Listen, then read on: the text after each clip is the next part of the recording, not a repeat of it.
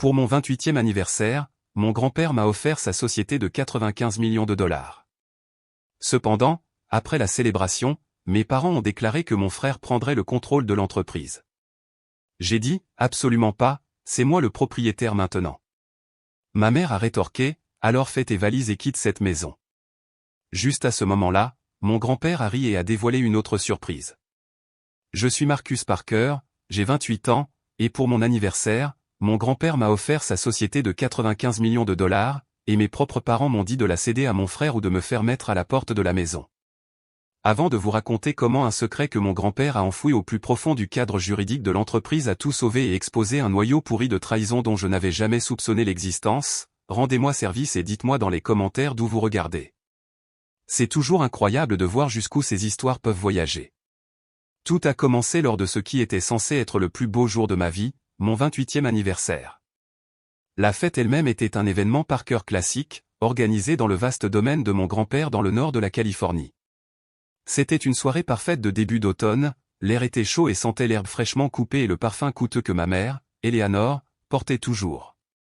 Mon grand-père, Richard Parker, était une légende vivante dans le monde de la technologie. Même à la fin de ses 70 ans, avec une boiterie notable et une lassitude qui n'était pas là il y a quelques années, il possédait toujours une aura d'autorité tranquille qui pouvait commander n'importe quelle pièce. Il se leva, s'appuyant légèrement sur sa canne, et leva un verre de cidre pétillant. « À Marcus, dit-il, sa voix, bien que plus douce qu'avant, portait à travers la foule murmurante. Ses yeux croisèrent les miens et les retinrent. J'ai eu le privilège de voir ce jeune homme grandir. Je ne l'ai pas seulement vu devenir une personne bien, mais un leader que je respecte profondément. J'ai senti une vague de chaleur monter à mon visage. De l'autre côté de la pelouse bien entretenue, j'ai vu mes parents, Robert et Eleanor. Ils souriaient, bien sûr, mais c'était leur sourire de façade, celui qu'ils utilisaient pour les photographes et les associés commerciaux. Ils n'atteignaient jamais tout à fait leurs yeux. Mon frère aîné, James, se tenait à côté d'eux, un sourire narquois sur les lèvres alors qu'il faisait tournoyer un verre de champagne, l'air profondément ennuyé. Puis, grand-père Richard s'éclaircit la gorge, et le ton dans l'air changea. Comme beaucoup d'entre vous le savent, mon temps pour diriger depuis le front touche à sa fin, annonça-t-il. Et je ne vois personne de mieux, personne de plus préparé à porter le flambeau de Parker Innovation. À compter d'aujourd'hui, je transfère ma participation majoritaire dans la société à mon petit-fils, Marcus. Un halètement collectif parcourut les invités, suivi d'une vague d'applaudissements stupéfaits. 95 millions de dollars. Le nombre lui-même était abstrait, irréel. Ce n'était pas l'argent qui m'a frappé, c'était le poids de la confiance derrière cela. La responsabilité ressemblait à une pression physique sur ma poitrine. J'étais abasourdi, profondément humilié, et franchement terrifié. La vraie histoire, cependant, a commencé après le départ du dernier invité et que le masque de la civilité soit tombé. Nous étions dans le salon caverneux de la maison de mes parents, la maison dans laquelle j'avais vécu depuis le décès de mon propre père quand j'avais 16 ans. L'air, autrefois rempli de bavardages polis, était maintenant lourd d'une tension étouffante.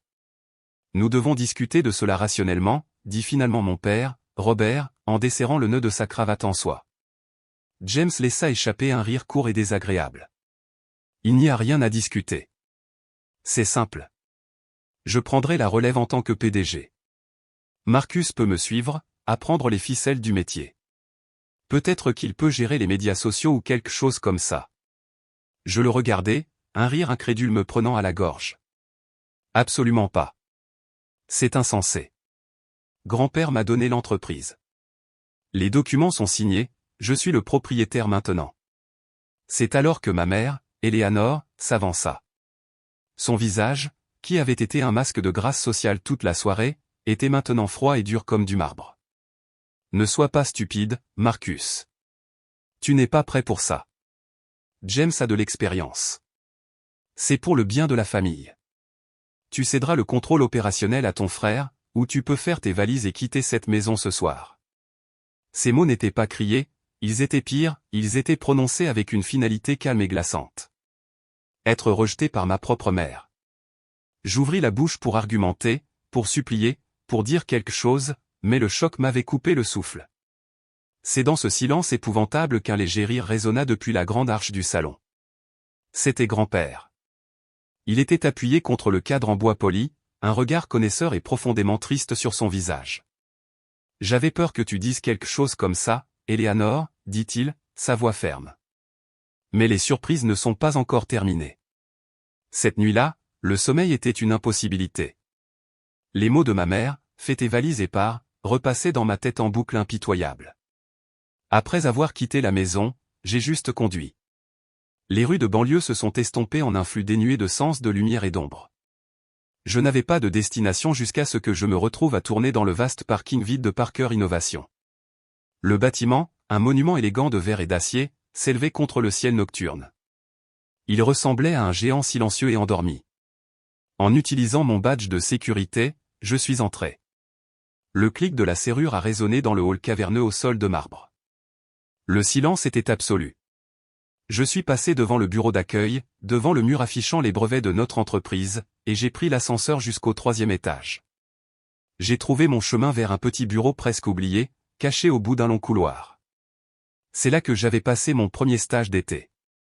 Il n'avait pas du tout changé.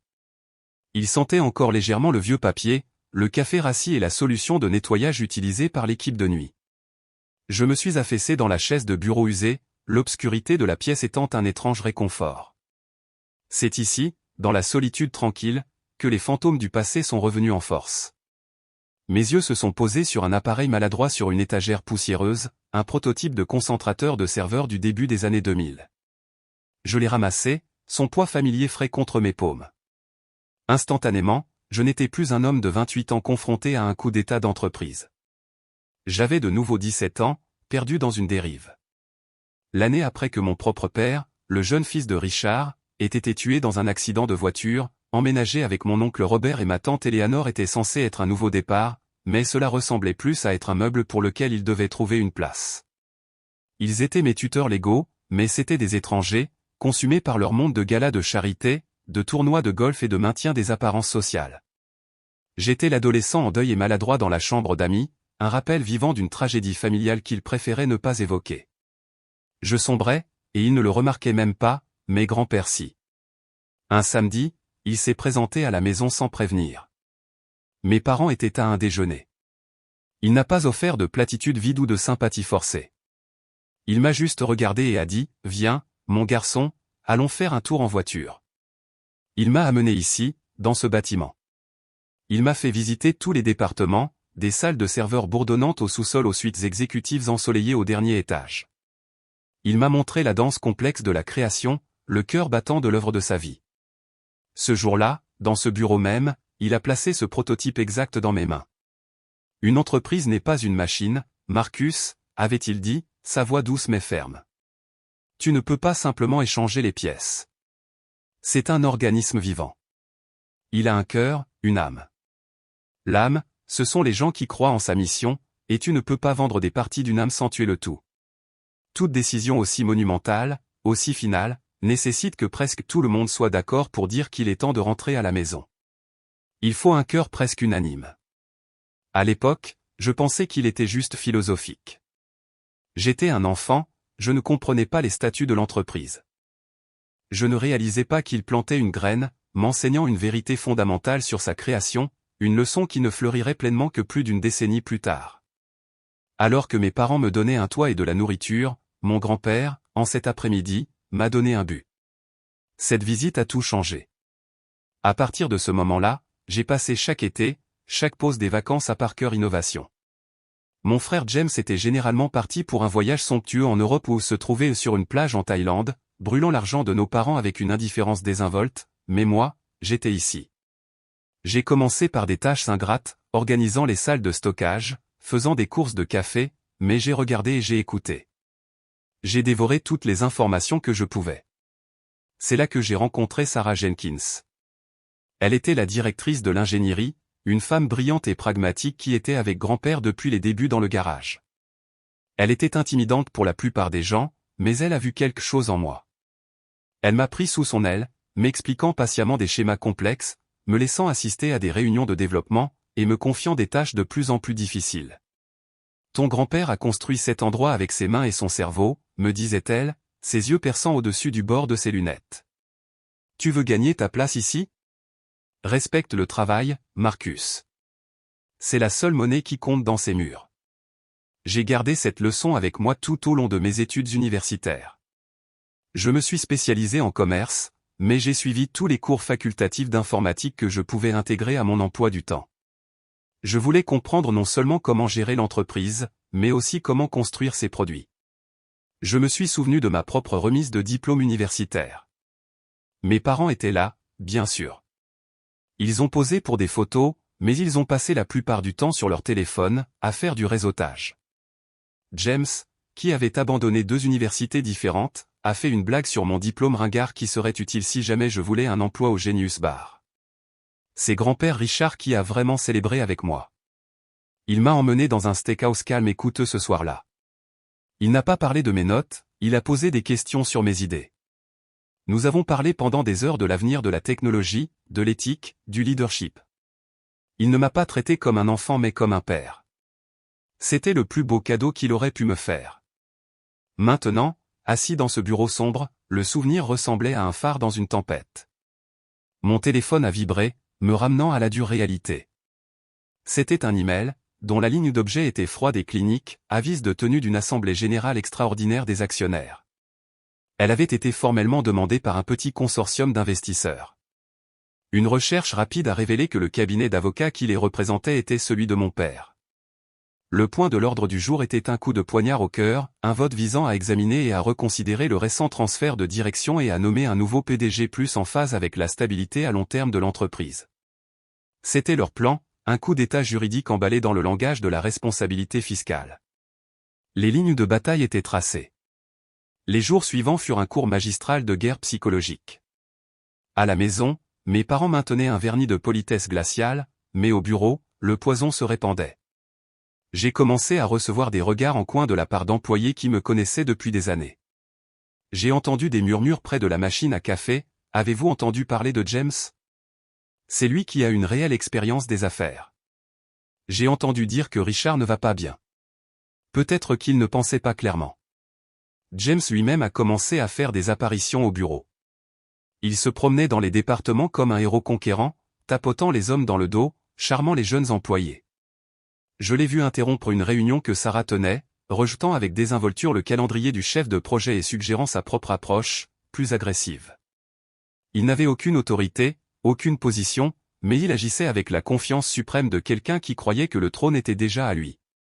Il créait une atmosphère d'incertitude, se positionnant comme le sauveur inévitable.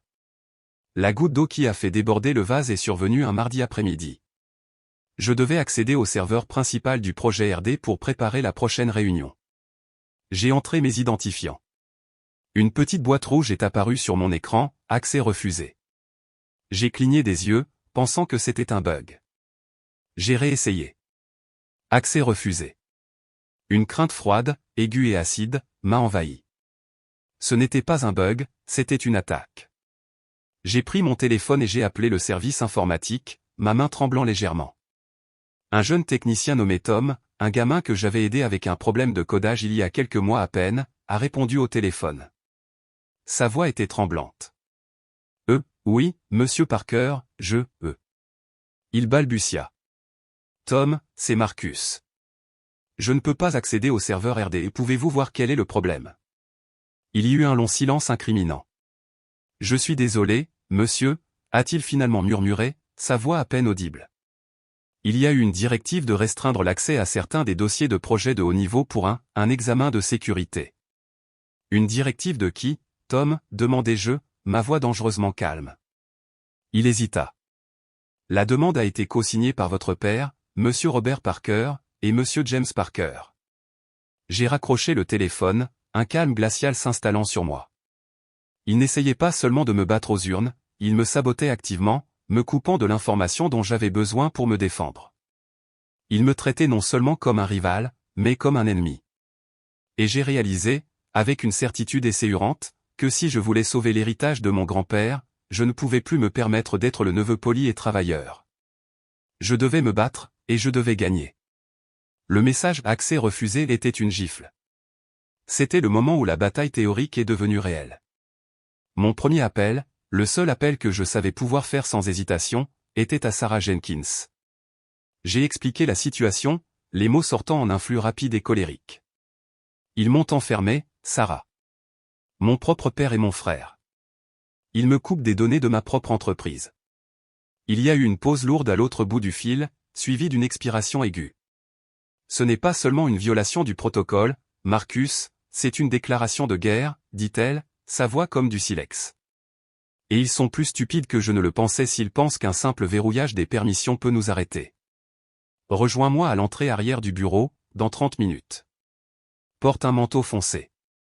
Entrer dans l'immeuble de bureaux obscurcis était clandestin, comme une scène d'un film d'espionnage.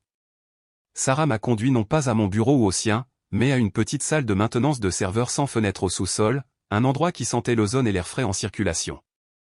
Ils peuvent vous enfermer hors de l'interface utilisateur, marmonnatait-elle, ses doigts volant sur un clavier connecté directement à une baie de serveur, mais ils ne peuvent pas verrouiller l'administrateur système hors du cœur de la machine. Ton grand-père et moi avons appris il y a longtemps qu'il faut toujours avoir une porte dérobée. Les gens peuvent être imprévisibles. Pendant les 2 heures suivantes, nous avons plongé dans les entrailles numériques de Parker Innovation. Sarah était une maestro, naviguant dans les interfaces de lignes de commande et les journaux de sécurité avec une vitesse qui m'a coupé le souffle. C'était pire que je ne le pensais. James, utilisant les privilèges administratifs temporaires de mon père, n'avait pas seulement restreint mon accès, il avait initié une purge de données ciblées. Les fichiers clés de ma présentation au conseil d'administration, mes plans stratégiques, mes prévisions de vente, mon analyse de marché avaient été systématiquement supprimés, pas seulement déplacés, supprimés et écrasés. C'était une campagne numérique de la terre brûlée conçue pour me laisser les mains vides et me faire passer pour un idiot lors de cette réunion. Il n'essaie pas seulement de gagner, il veut humilier, dit Sarah, ses yeux lançant un regard froid et furieux que j'avais rarement vu. Ce garçon a toute l'arrogance de son père et aucun du génie stratégique de son grand-père. Une vague de désespoir m'envahit. Tout est parti, Sarah. Des mois de travail.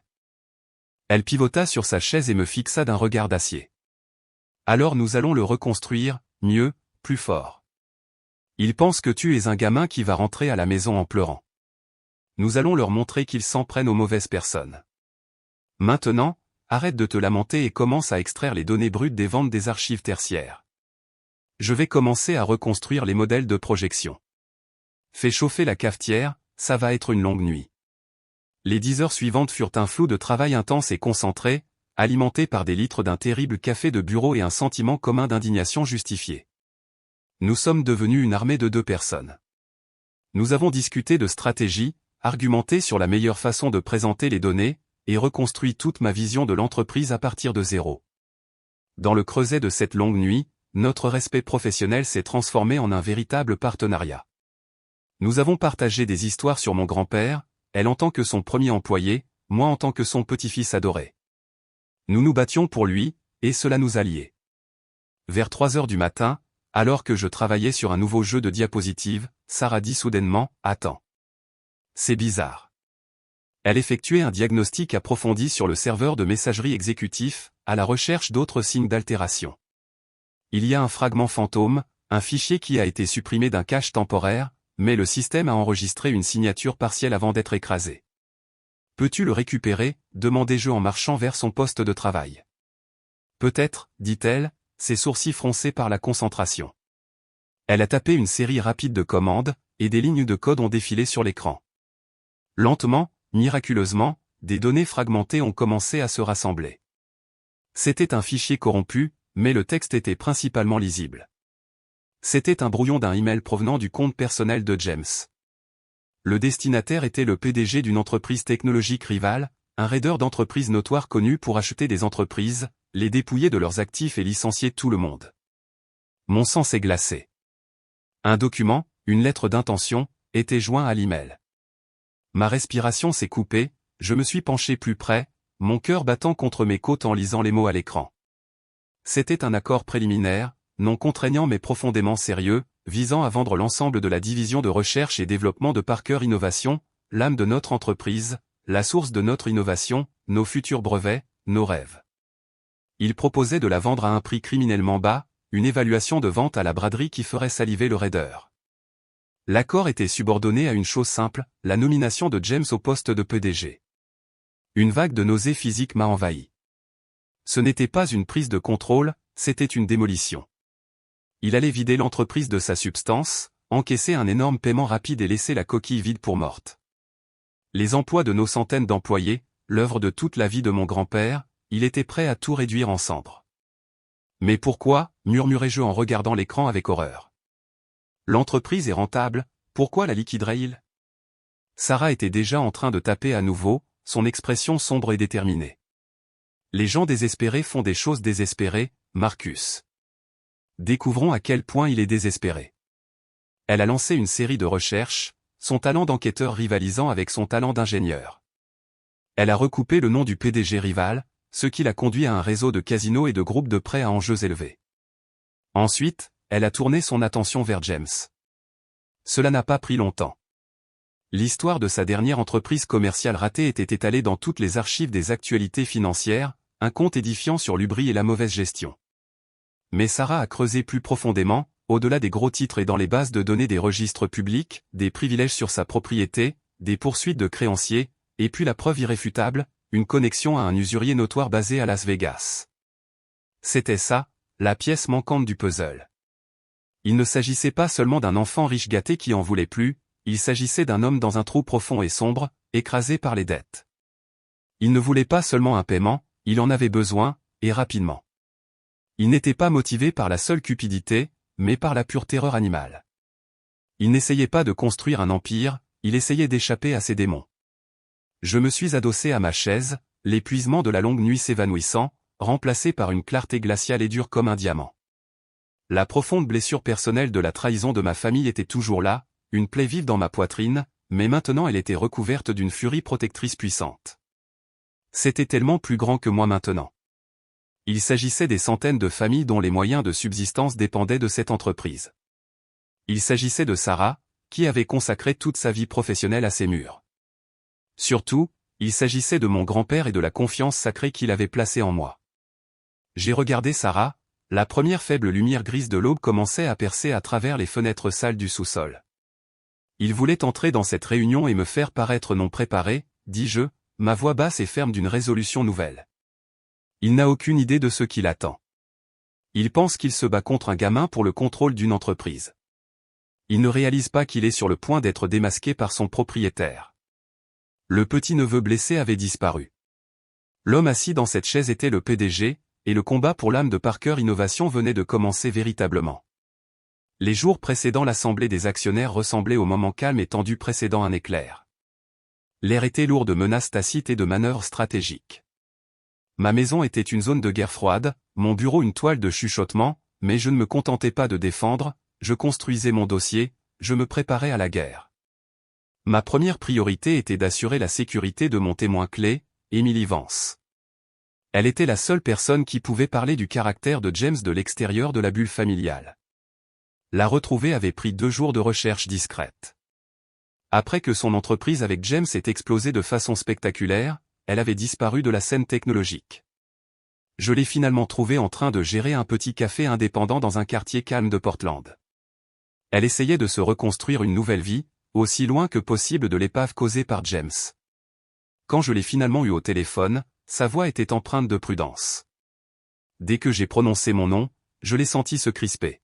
« Écoute, Marcus, je suis désolé pour ce que tu traverses, mais je n'ai rien à dire sur James, dit-elle, ses mots coupés et définitifs. Cette partie de ma vie est terminée. Je suis passé à autre chose. Emily, je n'appellerai pas si ce n'était pas essentiel, ai-je plaidé, gardant ma voix basse et calme. Il recommence. Il essaie de prendre le contrôle de l'entreprise de ma famille, et j'ai la preuve qu'il prévoit de la vider de sa substance et de la vendre en pièces détachées, comme il l'a fait avec ton entreprise. Je n'ai pas besoin que tu témoignes. Je n'ai pas besoin que tu l'affrontes. J'ai juste besoin d'une déclaration signée, une confirmation de ce que tu sais déjà de ses pratiques commerciales, de son éthique, ou de son absence d'éthique. Il y eut un long et lourd silence au téléphone. Je pouvais entendre le sifflement lointain d'un chauffelet. Quand elle a finalement parlé, sa voix était un murmure fragile. Il m'a menacé, Marcus. Après que nous ayons tout perdu, il m'a dit que si je disais un mot à qui que ce soit sur ce qui s'était réellement passé, les factures falsifiées, l'argent qu'il a détourné vers ses comptes personnels, il me ruinerait. Il a dit qu'il connaissait des gens qui pouvaient faire de ma vie un cauchemar. Et il m'a appelé hier. Mon sang s'est glacé. Il t'a appelé? Oui, dit-elle, sa voix tremblant légèrement. Il a dû deviner que tu essaierais de me trouver. Il a dit qu'il avait entendu dire que j'avais une vie agréable et tranquille maintenant et qu'il serait dommage que quelque chose vienne la perturber. Il m'a dit de fermer ma gueule. L'audace, la cruauté de tout cela me retournait l'estomac. C'était l'homme que mes parents voulaient mettre aux commandes, un tyran et un lâche. Il ne peut pas te faire de mal, Émilie, dis-je, ma voix remplie d'une conviction protectrice qui me surprit même moi. Je suis le propriétaire majoritaire de cette entreprise. Je mettrai toute la force de notre équipe juridique derrière toi. Nous obtiendrons une ordonnance restrictive. Nous nous assurons qu'il ne s'approche plus jamais de toi ou de ton entreprise. Il se nourrit de ta peur parce que c'est la seule arme qu'il a. Je t'offre un bouclier. S'il te plaît, aide-moi à l'empêcher de faire ça à qui que ce soit d'autre. J'ai laissé l'offre en suspens. C'était un pari. Elle pouvait raccrocher, et je ne lui en voudrais pas. Après une autre pause à couper le souffle, je l'ai entendu prendre une profonde inspiration tremblante. D'accord, dit-elle, sa voix petite mais ferme. D'accord, Marcus, je vais le faire. Envoie-moi les papiers. Ce salaud ne va pas gagner. Le soulagement qui m'a envahi était immense. Son témoignage était un pilier essentiel dans le dossier que je construisais. Le lendemain soir, mon téléphone a sonné avec un numéro privé. C'était grand-père Richard. Il avait reçu des mises à jour de Sarah et de David Chin, son vieil ami au conseil d'administration. Sa voix était frêle, et je pouvais entendre la fatigue dedans, mais son esprit était un rasoir. J'entends dire que ton frère donne tout un spectacle, dit-il sans préambule. Il a trompé beaucoup de gens, admis-je. Ne te lance pas dans un combat de catch avec lui, Marcus, conseilla-t-il, et je pouvais presque le voir se pencher en avant dans son fauteuil. Il est à l'aise dans la boue, toi non. Il ne s'agit pas seulement de montrer au conseil d'administration qu'il enfreint les règles. Les règles peuvent être contournées. Tu dois leur montrer qu'ils auront la foi, qu'il comprend fondamentalement mal l'âme de ce que nous avons construit ici. Il s'arrêta, et j'entendis le léger cliquetis d'un verre. Je me souviens d'une bataille que j'ai eue en 92, un concurrent a tenté une prise de contrôle hostile. Ils avaient les chiffres, les analystes, l'élan. Tout le monde m'a dit de les combattre sur leur terrain, des feuilles de calcul et des projections. Je ne l'ai pas fait. Je suis allé voir les actionnaires, et je leur ai raconté une histoire. Je leur ai parlé de notre premier grand contrat, des employés qui ont dormi sur le sol pour respecter la date limite. Je leur ai rappelé que nous n'étions pas un symbole boursier, nous étions une famille. Nous avons gagné. Ne te bats pas seulement pour la loi, Marcus, bats-toi pour l'héritage. Ces mots ont cristallisé ma stratégie. Ce n'était pas un interrogatoire d'entreprise, c'était une bataille pour les cœurs et les esprits. Mes préparatifs finaux ont eu lieu dans le bureau majestueux, lambrissé, d'Arthur Vance, l'avocat d'entreprise de longue date de mon grand-père. Arthur avait plus de 70 ans, avec des yeux qui avaient tout vu. J'ai étalé tout mon arsenal sur son bureau étincelant, la preuve de la purge des données, l'affidavit signé de Tom, le technicien informatique, la lettre d'intention accablante, et la déclaration en attente d'Emily Vance. Arthur a examiné chaque document avec un soin méticuleux, son expression illisible. Quand il eut terminé, il joignit ses doigts en flèche et me regarda par-dessus ses lunettes. C'est un dossier puissant pour une diffamation de personnage, Marcus, dit-il, sa voix un grondement bas. Mais un homme désespéré peut être remarquablement persuasif. James présentera cela comme un mal nécessaire. Il te dépeindra comme un garçon naïf et lui-même comme le dirigeant dur qui fait les choix difficiles. Il mentira, et certaines personnes voudront le croire. Je sais, dis-je en me penchant en avant. C'est pourquoi j'ai besoin du canon, du seul tir qu'ils ne peuvent pas dévier. Un lent sourire se répandit sur le visage d'Arthur. Il se tourna et ouvrit un épais classeur relié en cuir sur son buffet. C'était la charte d'entreprise originale de Parker Innovation, signée par mon grand-père il y a 30 ans. Ton grand-père était l'homme le plus brillant que j'ai jamais connu, dit Arthur doucement, non seulement en ingénierie mais aussi en nature humaine. Il pensait toujours 10 coups à l'avance. Il prévoyait toujours le pire chez les gens tout en espérant le meilleur. Il tourna quelques pages, le vieux papier crépitant. Son doigt s'arrêta sur un paragraphe. Section 9, sous-section B, annonça-t-il, la clause d'héritage. Il a ajouté ça après cette tentative de prise de contrôle hostile en 92. Je me penchai pour lire le paragraphe, puis je le relus, les mots jaillissant de la page. C'était un chef-d'œuvre de génie juridique dans sa simplicité brutale. Il stipulait que toute vente, liquidation ou transfert d'actifs essentiels de la société, et il définissait spécifiquement les actifs essentiels comme la division RD et une liste de brevets clés nécessitait un vote à la supermajorité, pas 51%, ni même 75%. Elle exige l'approbation de 95% des actions avec droit de vote, avec vous détenant 70% et votre grand-père conservant ses 25%, expliqua Arthur, une lueur triomphante dans les yeux. Cela signifie que toute vente de ce type est mathématiquement impossible, sauf si vous deux l'approuvez. C'était sa protection ultime.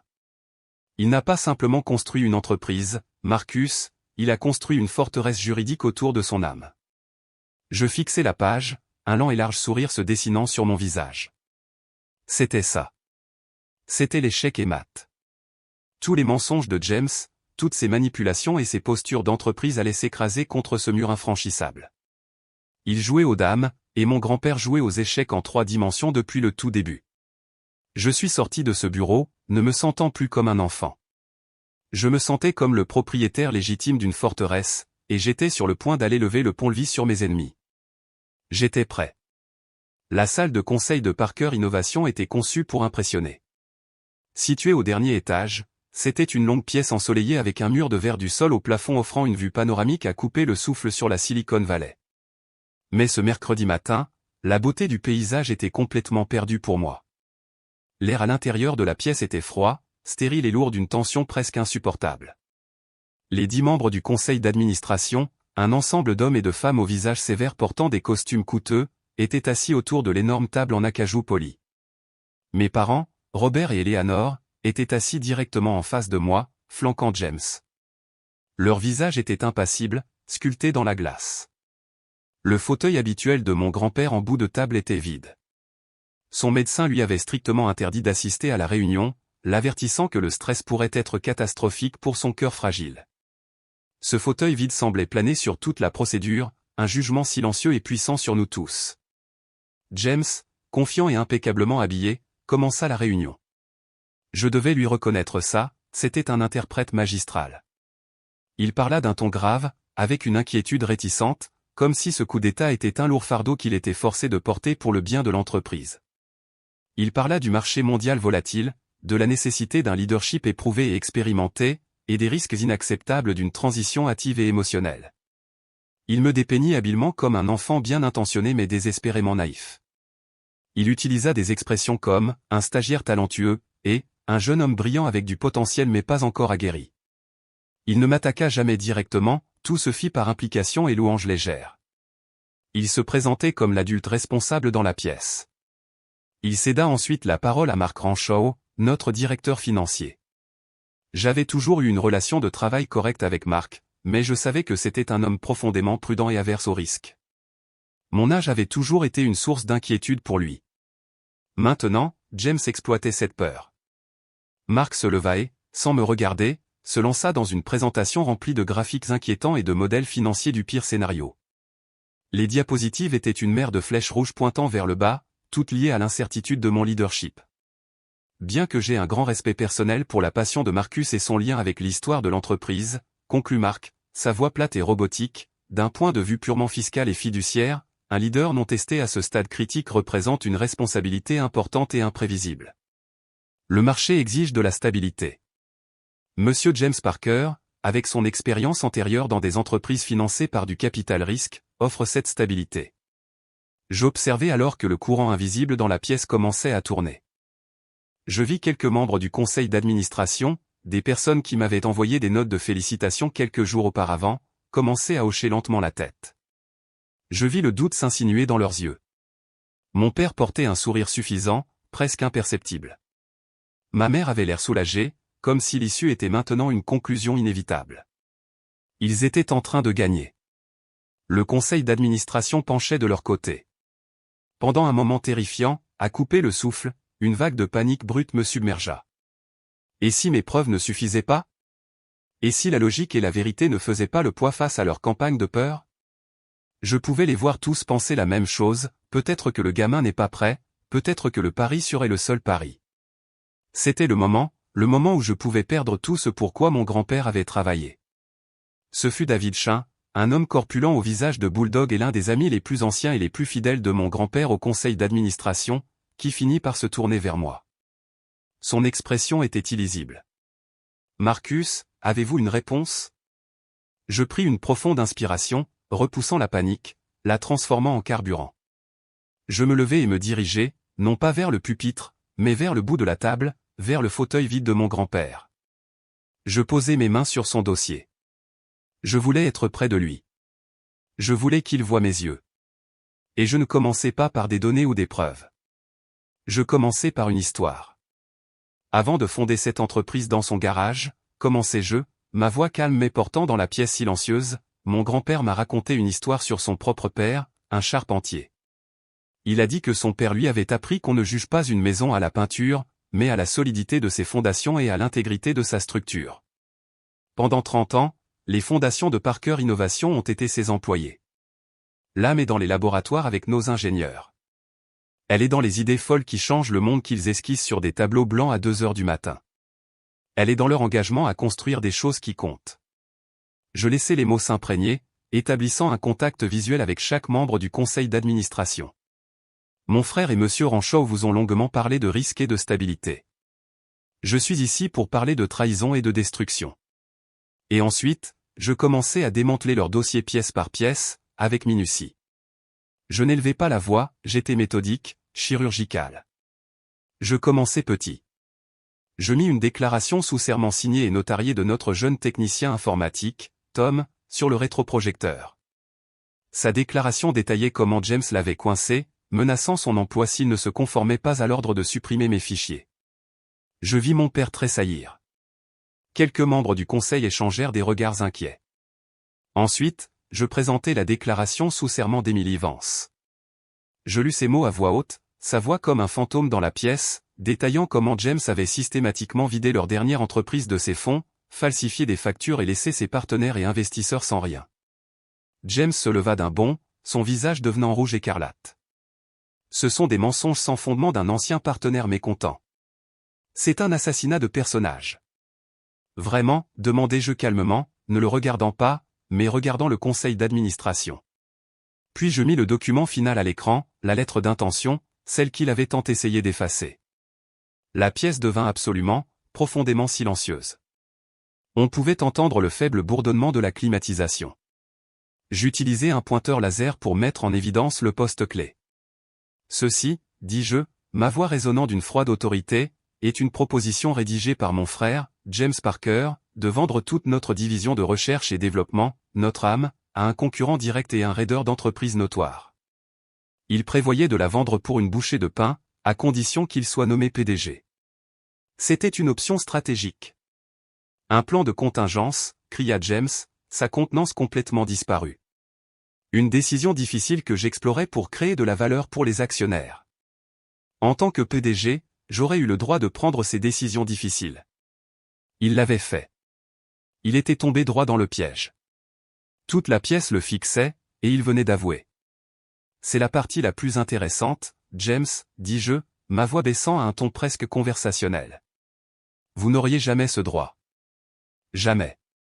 Je cliquai sur ma dernière diapositive. C'était une numérisation haute résolution de la charte de Parker Innovation, section 9, sous-section B, la clause d'héritage. J'avais mis en évidence la phrase clé en rouge vif et impitoyable, la vente, le transfert ou la liquidation des actifs essentiels de la société nécessite un vote à la supermajorité de 95% du total des actions avec droit de vote.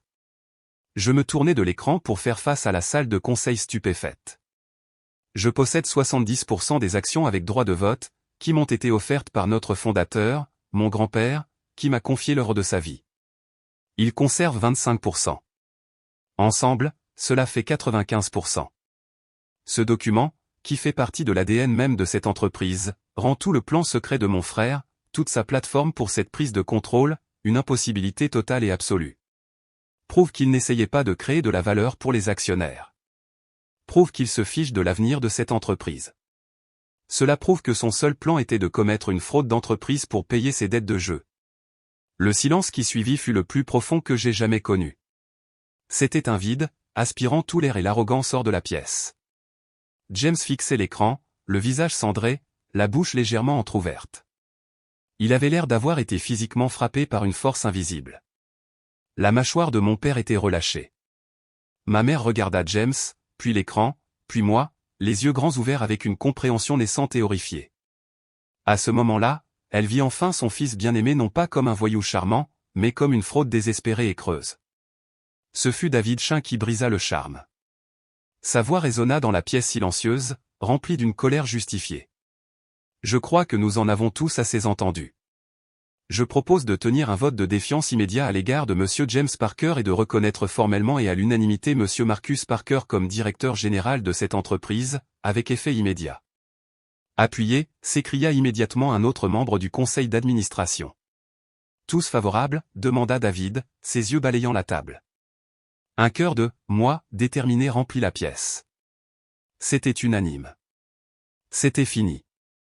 James s'effondra sur sa chaise comme si ses os s'étaient transformés en poussière.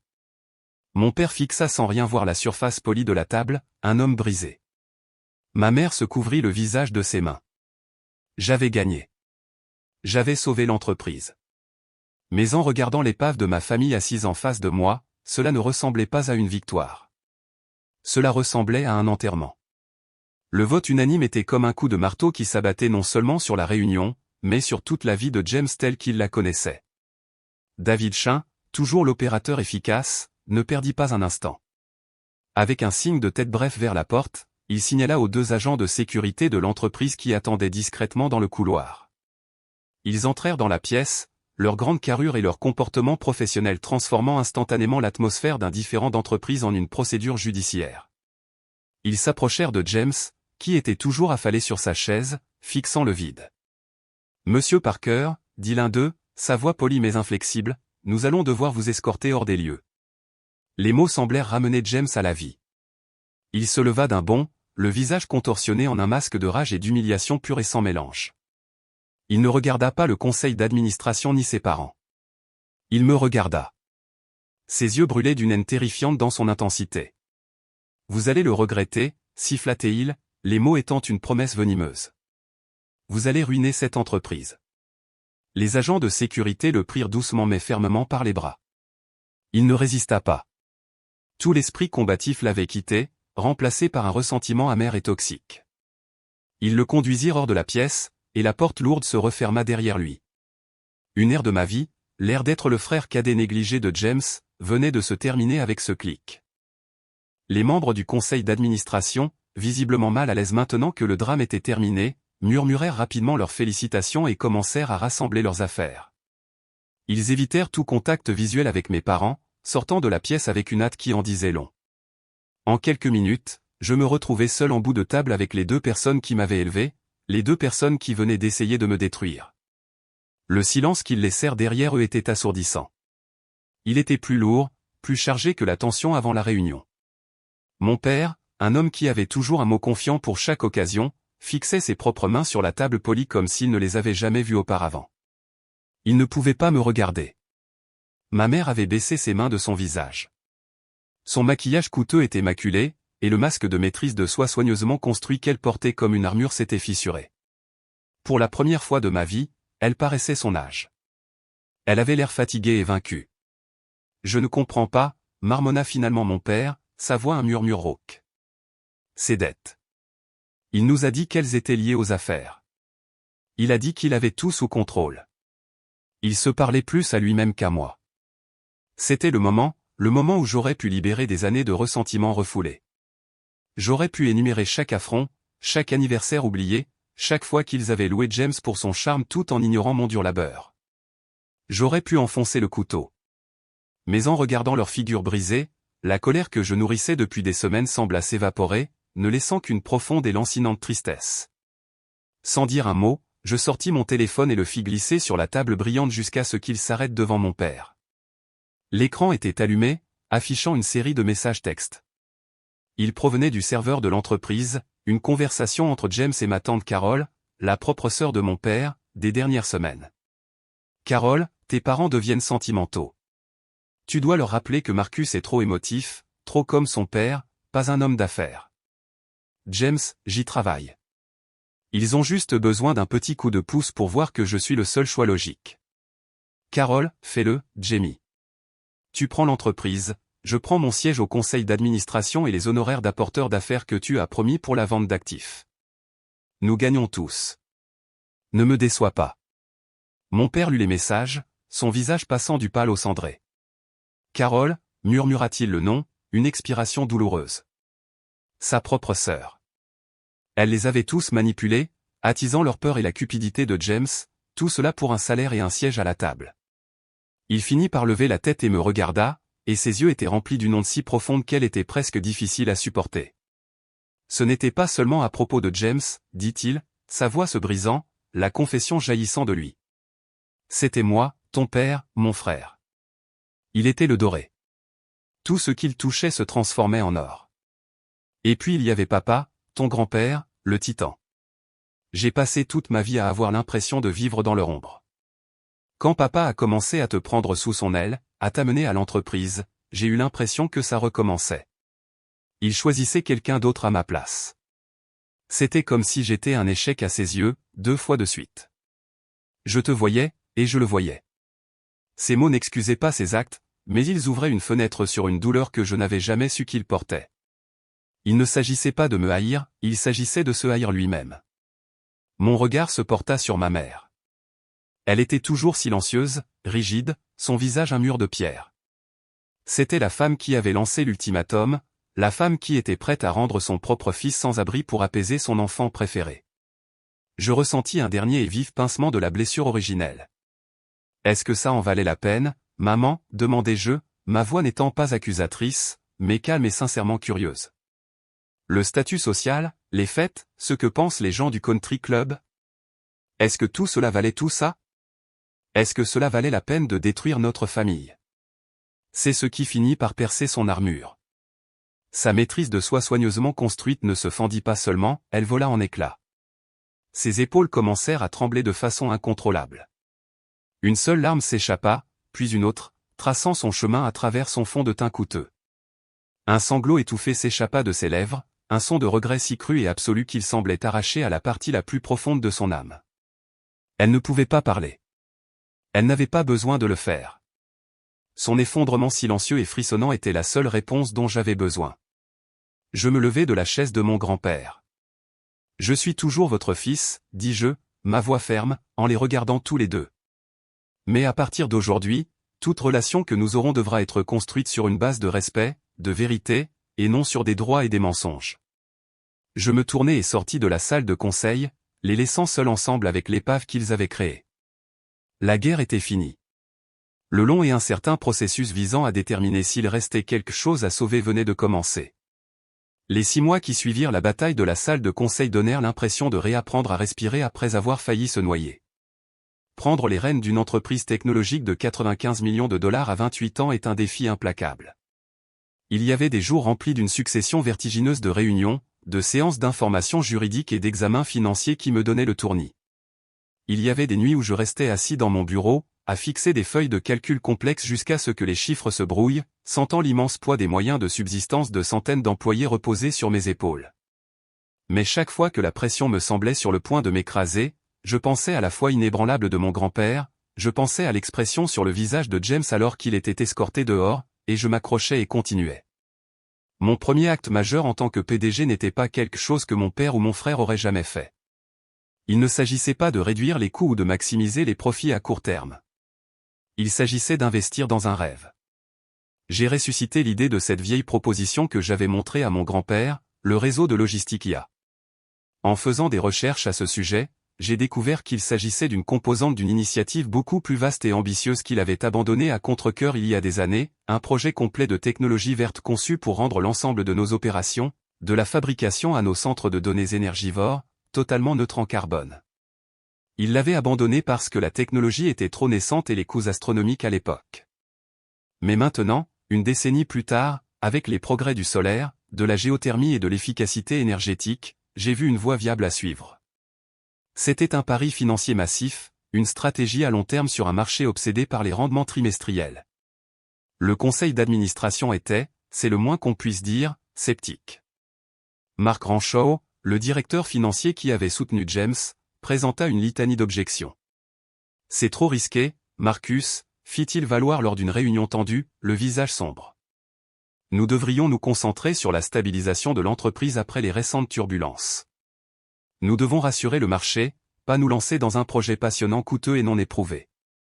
Ce n'est pas un projet passionnant, Marc, répliquai-je, debout devant eux dans la même salle de conseil où je m'étais battu pour mon emploi, mais cette fois, me sentant non pas comme un accusé, mais comme un leader. C'est notre avenir. C'est ce qui définira Parker Innovation pour les 20 prochaines années. Il s'agit de construire un héritage qui signifie quelque chose, pas seulement de courir après quelques points supplémentaires sur le prix de nos actions. Mon grand-père a construit cette entreprise en prenant des risques importants, audacieux et intelligents. Il est temps d'honorer cet esprit. J'ai exposé les données, la nouvelle analyse coût-avantage, le potentiel de crédits d'impôts gouvernementaux et l'immense valeur marketing de devenir un véritable leader de l'industrie en matière de durabilité. Je parlais avec une passion et une conviction que je ne savais pas posséder. Et cette fois, quelque chose avait changé. Ils ne virent pas un enfant, mais un PDG avec une vision. Le vote eut lieu, et le projet fut approuvé. Ce fut ma première vraie victoire, une victoire qui était entièrement la mienne. Ma vie en dehors du bureau était également en cours de reconstruction lente et douloureuse. Mes parents étaient comme des fantômes hantant leur propre maison opulente. Mon père, en particulier, semblait avoir rétréci. Le scandale avec James avait été discrètement contenu, présenté au public comme une affaire familiale privée, mais au sein de leur cercle social, la vérité avait filtré. Ils avaient soutenu le mauvais cheval, et dans leur monde, il n'y avait pas de péché plus grand. Ils étaient à la dérive. Environ 2 mois après la tentative de prise de contrôle, mon père appela. Sa voix était hésitante, dépouillée de sa confiance habituelle. Ta mère et moi, nous nous demandions si tu serais libre pour dîner ce samedi ? Juste nous, si tu n'es pas trop occupé. Ce premier dîner fut atrocement maladroit. Nous étions assis dans un restaurant calme et faiblement éclairé, le fossé entre nous étant rempli d'un silence épais et inconfortable. Nous parlâmes de la météo. Nous parlâmes des Golden State Warriors. Nous parlâmes de tout et de rien, sauf de ce à quoi nous pensions tous réellement. Il n'y eut pas d'excuses, pas de grands discours émotionnels. C'étaient juste 3 étrangers qui essayaient de se souvenir comment être une famille. Mais c'était un début. C'était un seul fil fragile tendu à travers un vaste canyon de douleur. Nous dînâmes de nouveau ensemble quelques semaines plus tard. C'était légèrement moins maladroit. La guérison, réalisai-je, n'allait pas être un événement spectaculaire. Ce serait un processus lent et calme, mesuré en petites conversations et en le simple fait de se présenter. Un après-midi, mon nouveau responsable de la cybersécurité signala une anomalie. Un petit paquet de données cryptées avait été envoyé d'un réseau marketing interne vers un serveur externe. Ce n'était pas une brèche majeure, juste quelques concepts de marque préliminaires pour le nouveau projet de technologie verte, mais c'était une fuite non autorisée. Une enquête interne discrète fut lancée. En 2 jours, la source fut retrouvée. L'adresse du serveur appartenait à un cabinet de conseil en marketing de boutique. Un coup d'œil rapide à leur propriété révéla que ma tante Carole détenait une participation majoritaire importante. Même après avoir été démasquée, elle essayait toujours de nuire à l'entreprise, essayant toujours de se venger de l'ombre. L'ancien moi aurait été consumé par la rage. Le nouveau moi ressentit une sorte de pitié lasse. Je transmis le rapport de cybersécurité à notre service juridique avec une seule instruction claire, mettez fin immédiatement à tous les contrats existants avec cette entreprise et ses affiliés. Explorez toutes les options juridiques pour espionnage industriel et rupture de contrat. Je ne l'appelais pas. Je ne la confrontais pas. Je coupais simplement le cancer. Ce fut un acte de leadership propre et décisif. Il n'y avait pas de place pour sa marque de toxicité dans l'entreprise que je construisais. 6 mois jour pour jour après mon entrée en fonction en tant que PDG, nous organisâmes un événement de presse pour annoncer la réussite de la première phase de notre initiative de technologie verte. Nous avions réussi à rénover notre plus grand centre de données, réduisant sa consommation d'énergie de 40% et nous mettant des années en avance sur nos concurrents. La nouvelle fit des vagues. Le prix de nos actions, qui était stagnant, augmenta de 15% en une seule journée. Mon grand-père était là, assis au premier rang dans son fauteuil roulant, l'air frêle mais immensément fier. Après le départ des caméras et alors que les journalistes profitaient du déjeuner avec traiteur, je suis allé le voir. Il serra ma main, sa prise étant étonnamment forte. Cette vieille idée de neutralité carbone, dit-il, un sourire sincère et ravi s'étendant sur son visage. Je n'ai jamais pensé que la technologie rattraperait son retard. Tu l'as fait, mon garçon. Tu m'as prouvé que j'avais tort. Vous avez construit les fondations, grand-père, dis-je, la gorge serrée par l'émotion. Je ne fais que construire par-dessus. Il secoua la tête, regardant autour de lui l'événement animé, les nouveaux logos proclamant une nouvelle Parker Innovation, plus verte et plus tournée vers l'avenir. Il reporta son regard sur moi, et ses yeux, bien qu'obscurcis par l'âge, brillaient d'une fierté qui était la plus grande récompense que je puisse jamais demander. Non, dit-il, sa voix ferme. Tu construis l'avenir. Ce soir, je suis assis dans le bureau de mon grand-père. Mon bureau. J'y suis entré une centaine de fois au cours des derniers mois, mais c'est la première fois que j'ai vraiment l'impression qu'il est à moi. À l'extérieur de la fenêtre panoramique, les lumières de la Silicon Valley s'étendent jusqu'à l'horizon comme un tapis d'étoiles filantes. Pendant longtemps, lorsque je regardais par cette fenêtre, tout ce que je voyais, c'était le poids écrasant des attentes. Je voyais la pression d'un héritage de 95 millions de dollars qui me donnait l'impression de pouvoir me réduire en poussière à tout moment. Mais ce soir, je vois quelque chose de différent. Je ne vois pas un point d'arrivée. Je vois une ligne de départ. Je vois du potentiel. La dernière année m'a enseigné une leçon qu'aucune école de commerce ne pourrait jamais offrir, l'héritage n'est pas quelque chose qui vous est donné, comme un fonds fiduciaire ou un titre sur une carte de visite. Ce n'est pas un cadeau. C'est une responsabilité vivante et respirante que vous devez vous réveiller et gagner chaque jour. C'est quelque chose pour quoi vous devez être prêt à vous battre, même lorsque le combat se déroule dans votre propre salon, contre votre propre famille. Il s'agit de protéger l'âme de quelque chose ou une entreprise, une famille, une idée ou pas seulement sa valeur marchande. Ma relation avec mes parents est un travail en cours. Ce n'est pas une fin hollywoodienne. Il n'y a pas eu de réunion larmoyante unique qui a effacé des années de douleur et de négligence. C'est un projet de reconstruction lent et silencieux. Ce sont des dîners de famille maladroits où nous naviguons prudemment dans la conversation. C'est mon père qui me demande mon avis sur un article de commerce, un petit geste qui en dit long. C'est ma mère qui dépose des lasagnes faites maison sur le pas de ma porte, des excuses silencieuses sous forme de nourriture réconfortante. Peut-être que nous y arriverons un jour. Peut-être pas. Mais pour la première fois de ma vie, notre relation, aussi fragile soit-elle, est construite sur une base de vérité. Je n'ai pas parlé à James. J'entends des choses par les couloirs, qu'il a déménagé dans un autre état, qu'il occupe un emploi de vendeur anonyme, qu'il essaie de recommencer à zéro. J'espère sincèrement qu'il trouvera une certaine paix, mais son chemin ne me concerne plus. J'ai le mien à tracer. Le véritable héritage que mon grand-père m'a donné n'était pas le certificat d'action.